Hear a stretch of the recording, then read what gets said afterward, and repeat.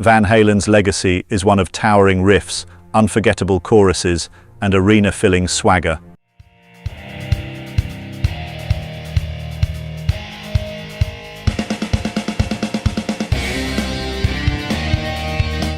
Yet behind the music lay a stormy web of relationships that often teetered on the brink of collapse. Among the most complex was the dynamic between Sammy Hagar and Eddie Van Halen. When Hagar joined the band in 1985, he stepped into a rock and roll powerhouse freshly divided after the departure of its original frontman, David Lee Roth. For a decade, Hagar and Eddie crafted some of the group's most commercially successful work, but their partnership was far from harmonious. Well, yeah, but no, but just now it's too late to move, and there's all kinds of problems with Yeah, I mean, he likes me that much, but I don't like him. Beneath the sold-out tours and platinum records, tensions simmered, occasionally boiling over into explosive confrontations that ultimately left both men bruised, if not broken. Hagar's entry into Van Halen coincided with a pivotal moment in the band's evolution. Roth's departure left a gaping hole in the group, and many doubted whether they could continue without their charismatic showman. But Eddie had other ideas. When he invited Hagar, a seasoned rock vocalist with hits under his belt like I Can't Drive 55, to take up the mic, the result was a reinvention rather than a replacement. I was called by Eddie on Father's Day morning, Eddie just goes, you really frustrate me, you never do anything I asked you to do, and I'm going, well, yeah, I do. I mean, it's like, there really wasn't a problem like this in our whole 11 years of creativity. Hagar's voice brought new dimensions to the band, and his more laid-back personality seemed like a counterbalance to Roth's frenetic energy. David was all about being the entertainer, and that worked for those early years, Hagar later explained. But I wasn't there to compete with him. I just wanted to make the best music we could. Make no mistake, Van Halen was still Eddie's band. His guitar wizardry and innovative sound had always been the foundation of their success. But for a time, Hagar found himself not only part of the machine, but a co-architect of its next chapter. I probably would have quit by the end of this year. I bet you if we wouldn't have done a record and the greatest hits record, they would have wanted to go out and do tours and press off the greatest hits record, I would have said, I am not doing it. Their first album together, 5150, was a roaring success. Our first album, got together, we did our thing, we'd already played Shreveport. 10 days later, the album came out, went #1. We were in Atlanta, Georgia, and none of us had ever had a #1 album. We had had everything else, let me tell you. Topping the charts and producing hits like Why Can't This Be Love and Dreams? The chemistry was undeniable, and the band seemed stronger than ever. 4 consecutive #1 albums followed, a streak unmatched by the Roth-led lineup. Yet even at the height of their success, there were signs of strain. Eddie's obsessive attention to detail, combined with his sometimes mercurial temperament, made for a challenging working environment. Hagar, accustomed to more independence as a solo artist, struggled with the demands of being part of a band so singularly controlled by its leader. It was always about what Eddie wanted, Hagar said. And when he was in a good place, it was great. But when he wasn't, well, you just held on and tried to survive. The first major fracture in their relationship came with the death of the band's longtime manager, Ed Loeffler, in 1993. Loeffler had been more than just a business partner. He was a stabilizing force who had earned the trust of all 4 members. His replacement, Ray Daniels, was another story. Hagar was immediately wary of Daniels, whose management style he found abrasive and divisive. Ray started poisoning Ed now, saying, "Sammy thinks it's his band," Hagar recalled. "I was innocent. I just wanted to keep things the way they were." The damage was done.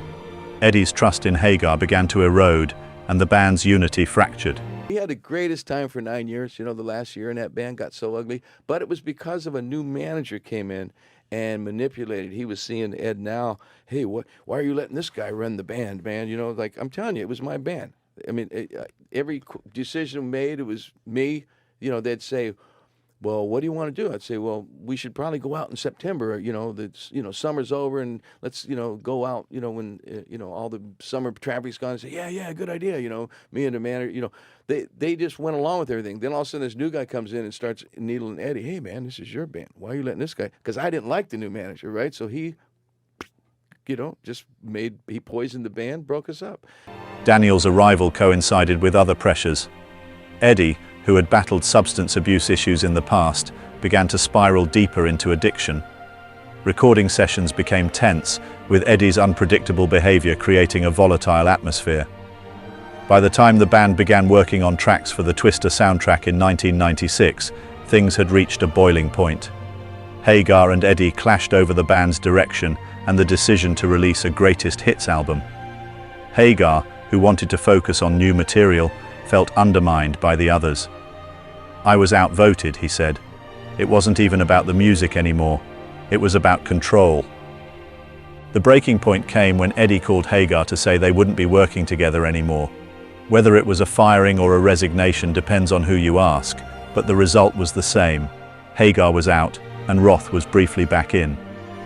"Eddie told me it was over, and honestly, I was relieved," Hagar later said. "The way things were, there was no way to keep going." For Hagar, leaving Van Halen wasn't just the end of a professional partnership. It was the loss of a creative and personal connection that had once felt unshakable. He threw himself into solo projects and collaborations with bassist Michael Anthony, but the bitterness lingered. "I gave Van Halen some of the best years of my life, and they threw me away like I was nothing," Hagar said. "It's hard not to take that personally." The years following Hagar's departure were turbulent for Van Halen as well. Roth's return was short-lived, and the band struggled to find its footing. Meanwhile, Eddie's battles with addiction became increasingly public, further complicating the group's attempts to move forward. It wasn't until 2004 that Hagar re-entered the picture for a reunion tour and the release of the compilation album The Best of Both Worlds. But the reunion, rather than healing old wounds, only deepened them. Hagar described the 2004 tour as one of the most challenging periods of his career.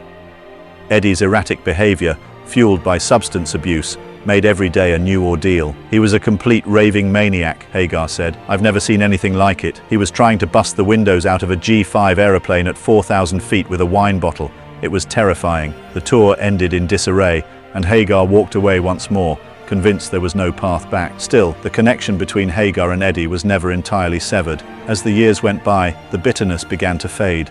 In 2016, Hagar decided to reach out to Eddie on his birthday. To his surprise, Eddie responded. "We had a nice conversation," Hagar said. "It wasn't about music or the band. It was just two guys who had been through a lot together reconnecting." I tried to get a hold of Eddie. Was the first guy. I sent him a happy birthday message and Isn't that's big of you? yeah, well, I didn't get a return, but Really? that's okay. Why? You tried. That's so silly. It's okay as long as I feel good about it. Like, okay, I'm not mad at you. I'm not mad at anybody, you know? And that meant a lot to me. While they never played together again, the reconciliation allowed them to make peace before Eddie's death in 2020. Eddie's passing, after a long battle with cancer, marked the end of an era, not just for Van Halen, but for rock music as a whole. Rock guitarist Van Halen has died at the age of 65. His family says that he lost a long and arduous battle with cancer. For Hagar, the loss was deeply personal. "Eddie was a once-in-a-lifetime musician," he said. "He was brilliant, but he was also troubled. What happened with us at the end was such a shame, but I'm glad we found a way to reconnect before it was too late." The relationship between Sammy Hagar and Eddie Van Halen was as complicated as the music they created together. It was a partnership defined by both soaring highs and devastating lows, by collaboration and conflict, and by a bond that, despite everything, never entirely broke.